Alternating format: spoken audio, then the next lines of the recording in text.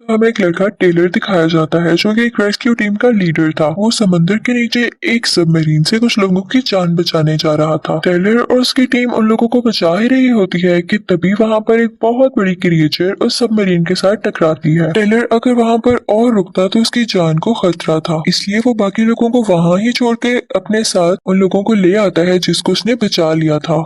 वो ऐसा नहीं करना चाहता था, लेकिन उसे दूसरों की जान बचाने के लिए करना पड़ा और देखते ही देखते वो क्रिएचर उस सबमरीन को तबाह कर देती है। दूसरी तरफ हमें एक रिसर्च सेंटर दिखाया जाता है जो कि समंदर के अंदर कुछ रिसर्च कर रही थी। उस रिसर्च सेंटर का ओनर उस रिसर्च टीम के लीडर और उसकी बेटी स्वान से मिलता है। वो उनको समंदर में बने एक कमरे के अंदर लेकर जाता है, जिससे देखकर वो लीडर काफी खुश हो जाता है और वहाँ टीम से भी मिलता है। वो उन्हें बताता है कि दुनिया आज तक यही समझती आई है कि समंदर के नीचे सबसे गहरा तरीन पॉइंट मैरियाना ट्रेंच है, लेकिन ऐसा नहीं है। मैरियाना ट्रेंच की सरफेस भी तो एक लेयर है ना, तो सोचो उस लेयर के नीचे क्या होगा। हो सकता है उस लेयर के नीचे एक पूरी दुनिया आबाद हो। अब इस बात का पता लगाने के लिए उस लीडर ने पानी के अंदर एक ग्लाइडर भेजा था जिसमें 3 लोग थे और आखिर वो लोग मैरियाना ट्रेंच पहुंच ही जाते हैं। उस ग्लाइडर को एक लड़की चला रही थी, तो उसका टीम मेंबर उससे कहता है कि अब वक्त आ गया है कि हम मैरियाना ट्रेंच के नीचे जाएं। वो उसे क्रॉस करने का कहता है और वो आहिस्ता आहिस्ता से ग्लाइडर मैरियाना ट्रेंच के नीचे ले जाती है। जैसे ही वो उसके लेयर को क्रॉस करती है तो ये देखकर हैरान रह जाती है कि उसके नीचे वाकई एक दुनिया थी। वहाँ पर बहुत ज्यादा मछलियाँ और अजीबो गरीब क्रिएचर्स थी। वो काफी हैरान होते हैं, लेकिन साथ ही साथ खुश भी, क्योंकि वो पहले लोग थे जिन्होंने मैरियाना ट्रेंच से भी ज्यादा गहरी जगह ढूंढ ली थी। अब उसी दौरान एक अजीब सी चीज उनके ग्लाइडर के साथ टकराती है, तो वो लड़की रिसर्च सेंटर कांटेक्ट करने की कोशिश करती है, लेकिन कनेक्शन भी चला जाता है। अब वहाँ का ओनर कहता है उन्हें हमारी मदद चाहिए और उनको बचाने के लिए हमें किसी न किसी को तो समंदर के नीचे भेजना पड़ेगा। वो कहता है कि आज तक हमारी टीम में से सिर्फ टेलर ही वहाँ तक जा सका है, तो वो उसे बुलाने का कहता है। लेकिन उनमें से एक टीम मेंबर कहता है कि नहीं, हम टेलर पर ट्रस्ट कैसे करें, लास्ट टाइम भी उसने सबमरीन में से कुछ लोगों को मरते हुए छोड़ दिया था। लेकिन तभी उसका टीम लीडर बोलता है कि हमारी मदद टेलर के अलावा और कर भी कौन सकता है, तो हमें उसे बुलाना पड़ेगा। अब हम देखते हैं कि टेलर को जॉब से निकाल दिया गया था,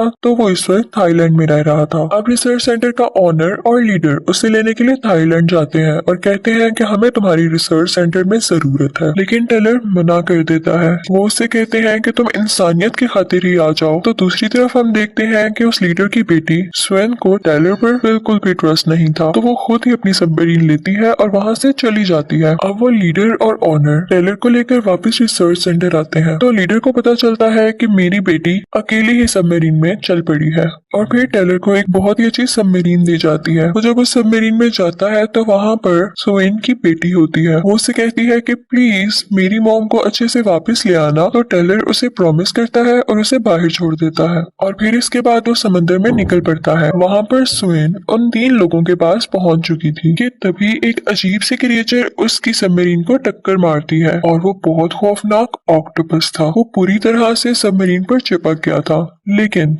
स्वेन देखती है कि उसने अब सबमरीन को छोड़ दिया है। इनफैक्ट उस पर एक शार्क ने उस ऑक्टोपस पर अटैक कर दिया था और वो शार्क बहुत ज्यादा बड़ी थी। तभी वहां पर टेलर भी आ जाता है और वो स्वेन से कहता है कि तुम अपना ग्लाइडर या सबमरीन लेकर यहाँ से चली जाओ, क्योंकि अभी टेलर अपनी सबमरीन लेकर अपनी एक्स वाइफ और उसके टीम मेंबर्स को बचा लेता है। तभी वहां पर वो बड़ी सी शार्क आती है जिसका नाम मैग था और उसी के नाम पर यह मूवी भी बनी है।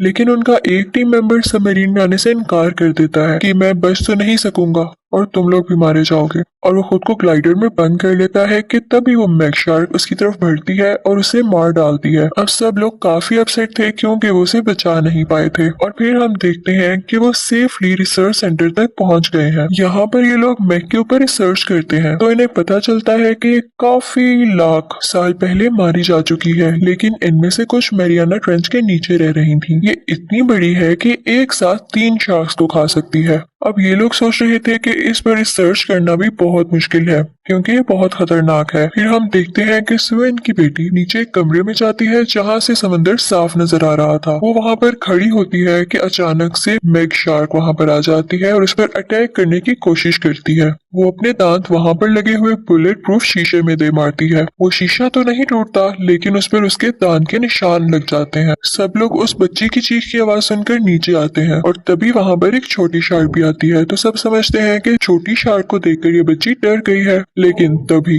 वो मेग शार्क भी आती है और उस छोटी शार्क को बहुत बुरी तरह से खा लेती है। अब क्योंकि मैरियाना ट्रेंच की लेयर खुल चुकी थी तो ये नीचे से ऊपर आ चुकी थी और अब डर था कि ये इन लोगों पर अटैक कर सकती थी। फिर इन सबको न्यूज मिलती है कि यहाँ से कुछ मील दूर कुछ बोट्स पर अटैक हुआ है। ये सब लोग वहाँ पर जाकर देखते हैं तो मैग ने एक नहीं बल्कि तीन बोट्स पर अटैक किया होता है। रिसर्च सेंटर का लीडर कहता है कि हमें जल्द ही कुछ करना होगा वरना ये हमें भी मार देगी। अब वो लोग डिस्कस करते हैं कि हम मैग को बेहोश करके एक केज में बंद कर देंगे, लेकिन टेलर कहता है कि वो इतनी ज्यादा बड़ी है कि किसी के काबू में नहीं आएगी। सब लोग कहते हैं कि इस चीज के लिए हमें उसके करीब जाना होगा और कौन जाएगा उसके करीब, और टेलर इस चीज के लिए तैयार हो जाता है। तभी उसे एक गन दी जाती है जिससे उसने वो ट्रैकर मैग में शूट करना था। वो उसके करीब जा ही रहा होता है कि वो वहां से गायब हो जाती है, लेकिन वो गौर करता है तो उसे दूर से उसके फिन्स नजर आ रहे होते हैं। वो शूट करता है और ट्रैकर सक्सेसफुली उसमें लगा देता है। अब टेलर को वापस लाने के लिए उसकी रस्सी खींची जाती है जिससे थोड़ा शोर होता है तो मैग ये सुनकर टेलर के पीछे चलने लगती है। यहाँ मैग उस पर हमला करने ही वाली होती है कि बाकी टीम मेंबर्स उसे जल्दी से बोट के अंदर खींच लेते हैं। अब ये लोग सोचते हैं कि जल्द से जल्द मैग को बेहोश करना होगा वरना ये तो बहुत तबाही मचाएगी। तो वो स्वेन को एक बहुत ही मजबूत शीशे से बने बॉक्स में लॉक करते हैं और बहुत ही मजबूत केबल से उसको अटैच कर देते हैं। अब स्वेन समंदर के नीचे जाती है और उसके पास एक पॉइजनस शॉट था जिसकी मदद से उसने मैग को बेहोश करना था। अब हम देखते हैं कि मैग उस बॉक्स को तोड़ने की बहुत कोशिश करती है लेकिन उससे वो बॉक्स नहीं टूटता, लेकिन अनलकीली यहाँ पर वो केबल टूट जाती है और मैग उस बॉक्स को अपने मुंह में ले लेती है। अब ये देखते ही टेलर भी समंदर में जाता है और स्वेन को उस बॉक्स में से निकाल लेता है। बाकी टीम मेंबर्स गोश्त के टुकड़े समंदर में फेंक रहे थे